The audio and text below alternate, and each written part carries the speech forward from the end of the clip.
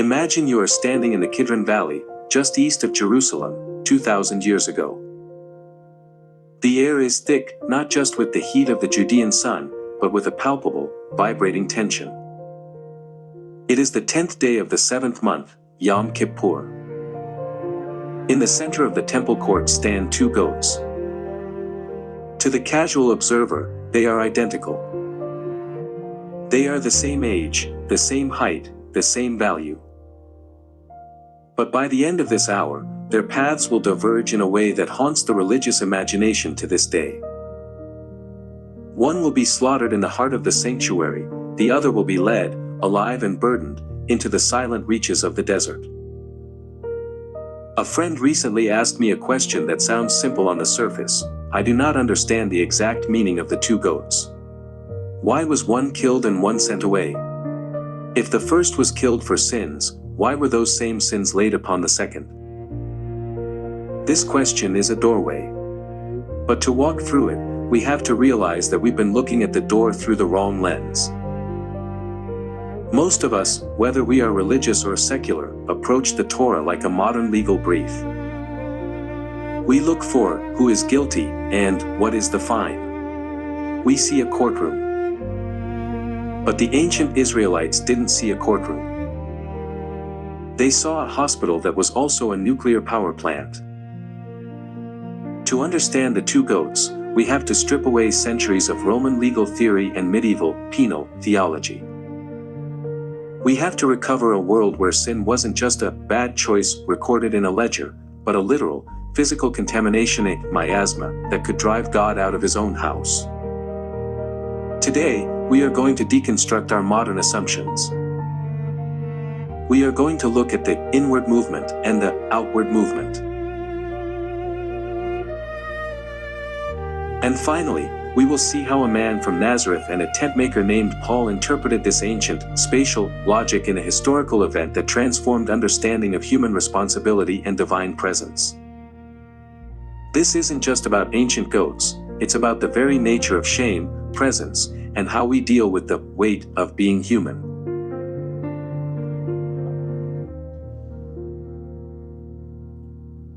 Let me begin where my colleague left off, not by repeating his structure, but by standing beside it and looking at the same landscape from another ridge. You are still in Jerusalem. The two goats are still there. The tension is still heavy, but instead of asking, which goat pays? Let us ask a different question. What kind of universe requires two movements to heal it? Because that is the real mystery. The ritual of Yom Kippur is not primitive psychology, nor divine anger management, nor a morality play about punishment. It is architecture. It is spatial theology. It assumes that reality itself has structure layers, boundaries, thresholds, and that sin is not merely disobedience but distortion within that structure. Modern people instinctively flatten reality into law and consequence. Ancient Israel did not. They imagined existence as a sacred geography.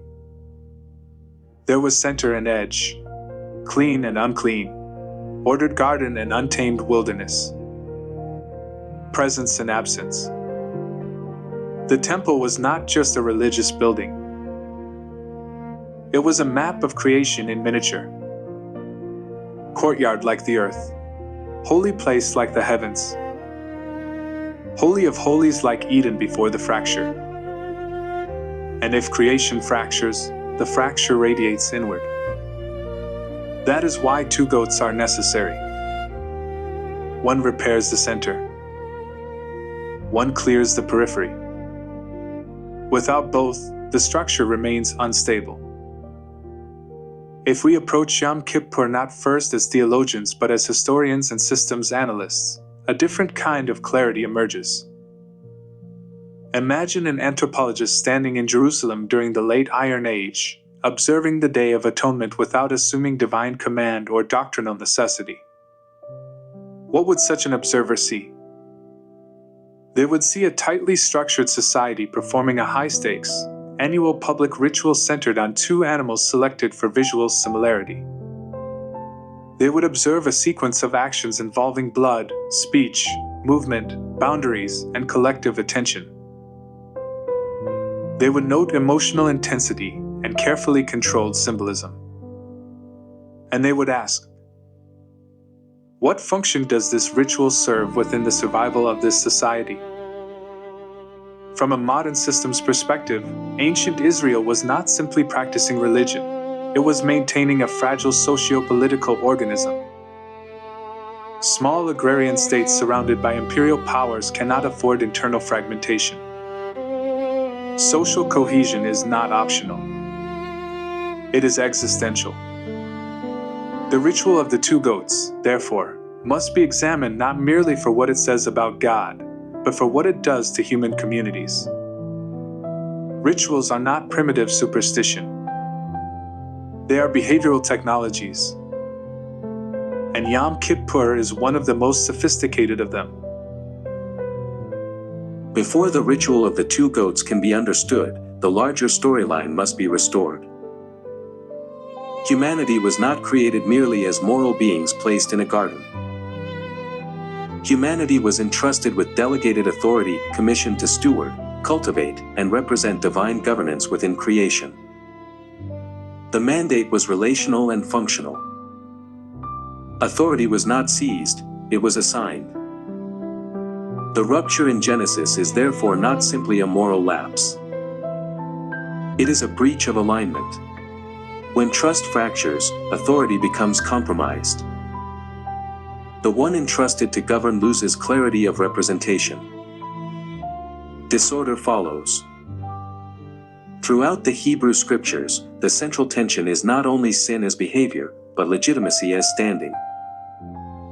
Who is authorized? Who has rightful claim? Who represents divine intention within the earth? The Day of Atonement must be read within that governmental tension. The ritual is not merely about cleansing feelings. It is about restoring standing. Before we look at the goats, we have to understand the problem of presence. In the biblical worldview, God is not a distant, first cause, sitting on a cloud. He is the source of all life, order, and holiness. For God to dwell among humans is a dangerous proposition. The temple was the point of contact between heaven and earth. But there was a catch: sin produces death. And in the Hebrew mind, death and God cannot inhabit the same space. They are like matter and antimatter. Think of it this way: every time an Israelite committed an act of injustice, every time a hand was stained with blood or a heart with greed, layer of ritual impurity settled upon the sanctuary. This wasn't just metaphorical guilt, it was seen as a spiritual residue. In the ancient Near East, this was known as miasma. If you've ever been in a house where the residents never clean, you know that eventually, the grime becomes so thick that the air is unbreathable. If the pollution of human failure reaches a breaking point, the presence of God, the Shekinah, must depart. And here is the terror of the Israelite mind: if God leaves, the protective bubble of order collapses. The nation falls into chaos. Exile begins. Yom Kippur was never about saving individual souls in the way we talk about it today.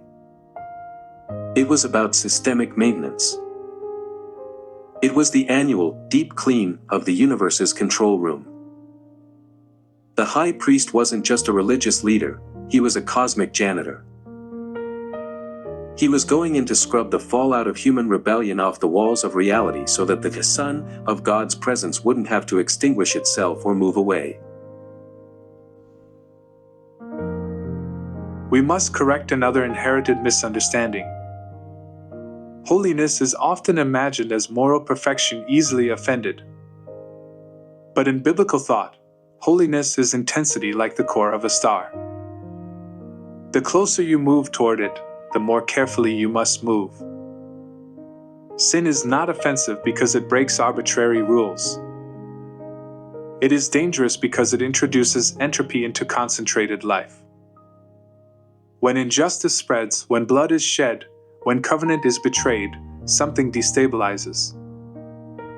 Not legally, ontologically. The temple dramatizes this truth. The closer one moves toward the center, the more purification is required. Not because God is insecure, but because concentrated life cannot coexist indefinitely with accumulated death. The annual Day of Atonement acknowledges a reality: disorder spreads. Even unintended failure leaves residue. Over time, that residue migrates toward the center. If the center collapses, everything collapses. So the first goat is not a penalty. It is reinforcement. Life is applied where life is most concentrated. The high priest does not execute wrath, he stabilizes the core. But stabilization alone does not address displacement. Because human beings still feel estranged. Ancient Israel described wrongdoing using language of impurity and defilement. Modern readers often interpret this metaphorically. But in pre-scientific cultures, contamination language functioned as a cognitive bridge between moral behavior and physical consequence. In evolutionary psychology, contamination sensitivity is deeply rooted. Human beings are biologically wired to detect threat through disgust and boundary violation. Moral disgust activates similar neural pathways as physical disgust. In other words, societies instinctively experience injustice as something that spreads. The Hebrew concept of impurity maps onto this cognitive architecture remarkably well. If violence increases, if exploitation becomes normalized, if covenant obligations are ignored, social trust erodes. Cooperation declines. Institutions weaken. In modern terms, entropy rises. Ancient Israel described this process not in thermodynamic language, but in ritual language. They spoke of pollution accumulating in the sanctuary. From a scientific perspective, the sanctuary was the symbolic representation of the collective order. If the symbolic center becomes unstable, peripheral structures follow. Yom Kippur acts as a reset mechanism. The first goat's blood ritual addresses the perception that disorder has reached the core. The community watches its leaders perform a highly controlled act that dramatizes cleansing. Whether or not one assumes metaphysical efficacy, the sociological effect is profound. The system's center is declared stable again. This matters. Societies collapse when confidence in the center collapses. The first goat addresses a reality that cannot be ignored. When covenant is violated, accusation gains voice. Accusation is not emotional language, it is juridical language. It speaks of standing in relation to law. In ancient thought, covenant establishes relational order. Breach creates instability within that order. The shedding of blood is the yielding of life within covenant framework. It signals that justice has not been bypassed. Justice is affirmed publicly. The community witnesses that order has not been dismissed or trivialized. Without justice, authority erodes. This first movement secures lawful standing again. It declares that the relationship between the people and their God is not dissolved by failure. There remains a pathway for restoration. But something more must happen. The high priest stands before the two goats and casts lots. One lot says, "For Jehovah," and the other says, "For Azazel." This ensures that the roles are assigned by God, not by human preference. The first goat, the one, "For Jehovah," is sacrificed. But pay close attention to the text of Leviticus 16. Something is missing. In almost every other sacrifice, the priest lays his hands on the animal and confesses sin. But not here. There is no confession of sins over this first goat. Why? Because this goat isn't being punished for what people did. This goat is providing the cleaning fluid. In the biblical system, the life is in the blood. Blood isn't a symbol of death, it's a symbol of concentrated life force. The high priest takes this blood and does something that only happens once a year: he walks inward. He passes through the heavy veil into the Holy of Holies, where the Ark of the Covenant sits. He sprinkles the blood on the capret, the mercy seat. What is happening here is not an execution, it is a sanitization. He is using the life force of the goat to scrub the death pollution off the furniture of God. By applying life to the places where human death has accumulated, he neutralizes the pollution. This is the inward movement. It solves the problem of God's house. It ensures that the Holy One can continue to live in the neighborhood. But notice the lingering tension: the sanctuary is now clean, but the people standing outside in the courtyard are still carrying their own history. The building is purged, but the community is still burdened. Here is what the ritual understands about the human condition: people do not only contaminate space, they internalize alienation. Israel's history had been shaped by exile. Babylon was not just a place, it was a memory embedded in the national psyche. To be removed from the land was to experience the terror of being unmoored from identity. So the second goat speaks to a second layer of reality. After the sanctuary is secured, the community must see its burden depart. Confession is not merely symbolic. Speech externalizes what has been festering internally. When the priest names transgression aloud, something shifts. Silence becomes articulation. Hiddenness becomes exposure. And then the goat moves. Notice how public this is. The people watch. They see distance grow. They see the line between camp and wilderness crossed. This is not a sacrifice in the usual sense. Nothing is offered upward. Instead, something is escorted outward. The wilderness in Israel's imagination was not simply empty terrain. It was ambiguity. It was the space outside cultivation. The realm beyond walls. The zone where structure dissolves. To send sin there is to say, disorder no longer governs us. This is not vengeance. It is relocation.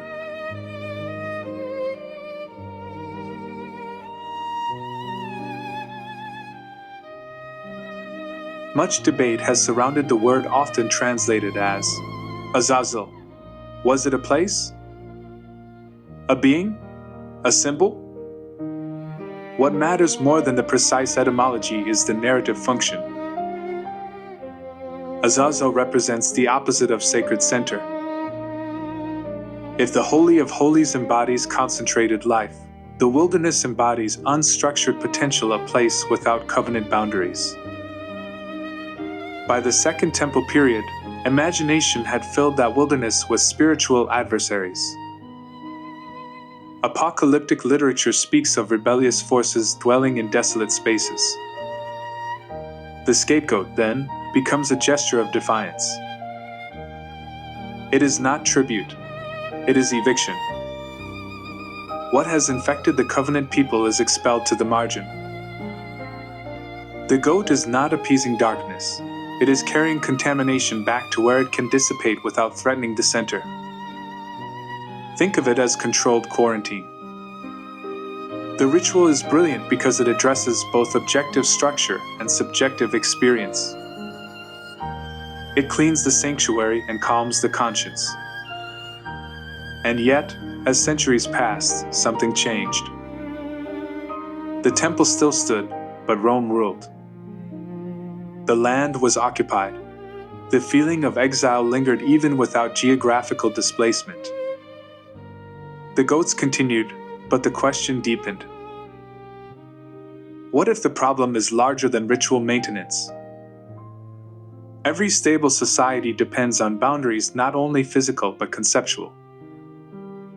Ancient Israel's wilderness symbolized the unstructured environment beyond cultivated life. Agricultural civilizations depend on order imposed upon case. Fields must be cleared. Water must be managed. Livestock must be protected. The desert represents the opposite condition, unpredictability.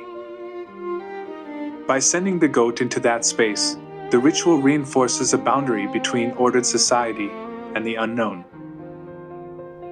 Modern systems theory would describe this as maintaining differentiation between core structure and external environment. If differentiation fails, collapse follows. It is important to note that the goat is not destroyed in the center. It is displaced to the margin. This preserves the integrity of the communal interior. From a historian's perspective, such rituals are especially common in societies under geopolitical stress. The Second Temple period, marked by imperial domination, would have intensified the psychological need for assurance that internal disorder would not doom the nation. The ritual communicates a message: even if external empires dominate, internal cohesion can be renewed.